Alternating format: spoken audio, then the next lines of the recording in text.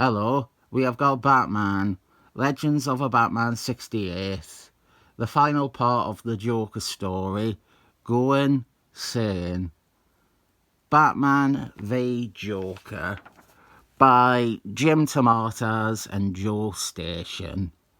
A story where Joker thought that he killed Batman, and so he had a psychotic break and emerged from it as a regular Joe called Joe Kerr. He didn't kill Batman though, and so now we have another standoff between Batman and his arch enemy. I have said plenty of times over the years, I don't like Joker. As a character, I find him unappealing. There isn't much you can do with Joker that is truly exciting. It has long been my belief that the three good Joker stories have been told. Batman Returns, which touches on how utterly undeserving Joker is of anyone offering him redemption. The Killing Joke, which isn't even that good a story, but it is as far as you can go with him. And then Death in the Family, which gives him a wacky and different setup briefly. Everything else is just repetitions on a formula. It is Joker being evil and depraved. Somewhere between the good and the bad is this story, which is just okay.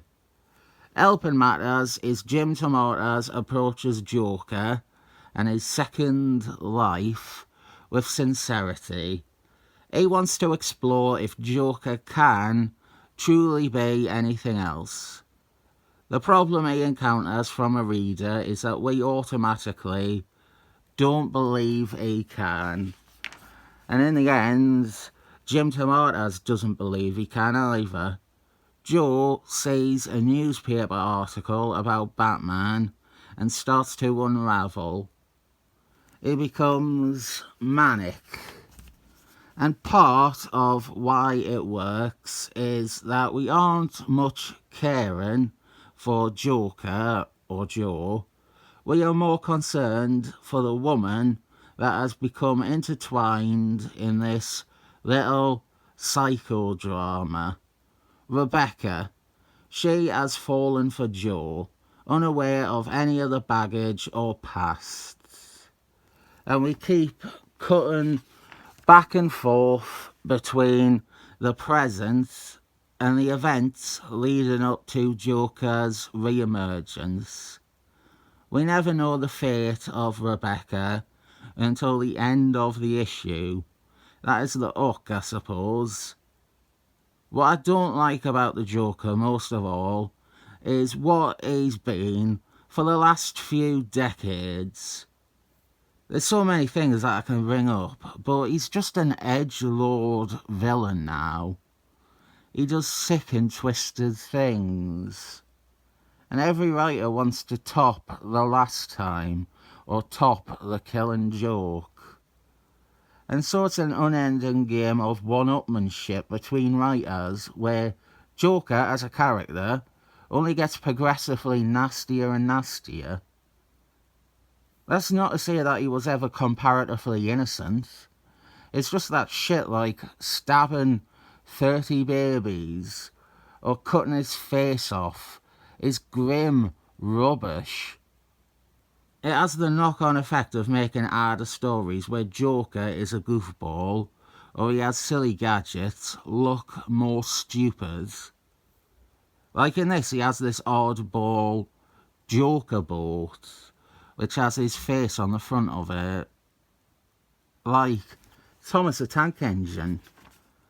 I for one would like to see Thomas the Tank Engine battle the Joker. Batman convinces Joker to give up, to free his hostage. He does so because, very briefly, she reminds him of Rebecca. And this is the closest Joker as a character can ever get to character growth. Another in the long list of reasons I don't like Joker is how static his character is. You can never grow. You can never change. Which this story explores, obviously. But no writer wants to really tackle that anymore. It's just stories about inflicting misery after misery. I don't think Going Sane is one of the best Joker stories. I respect it for what it tries to do, and what it does achieve. It doesn't bomb with its attempts at cracking into Joker's skull. It just ends up not meaning that much. It is taking a detour before the foregone conclusion. Batman beating up Joker. I don't like the notion, the idea that Joker only exists because of Batman, which you might see as a theme of this, but I don't read that. It wasn't Batman being alive that ruined Joe's life. We were already seeing cracks develop before he found out that Batman was alive.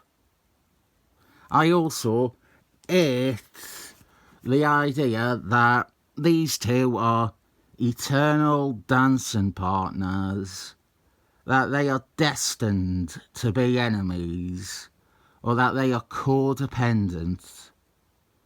That is another very common idea in all these modern Joker stories, that they are both obsessed with each other and that they belong together.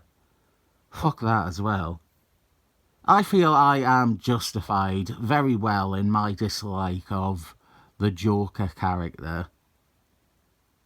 I'll end this by letting you know Rebecca is alive and unarmed. She is left heartbroken and mourning her relationship with a man called Joe Kerr. It meant a lot to her, and she doesn't even know what went wrong. She never knew he was Joker, and then he just went missing. And elsewhere, Joker is deranged, and we see the relationship with Rebecca doesn't linger in his mind at all. He is mad and crazy, and he doesn't remember or holds on to the memories that Rebecca does. It's okay. I mean, as far as Joker stories go, it's one of the better ones. I can't get too enthusiastic for it, but I don't think it's bad per se. What was bad was the amount of glare the pages were giving off. So going forward, I don't think I'll be reviewing any Legends of a Batman from February 1995 onwards. It's okay, I don't think I even have any Legends of a Batman from after this. This has its goal, and it aims for it. I'll give it a 7 thumbs up.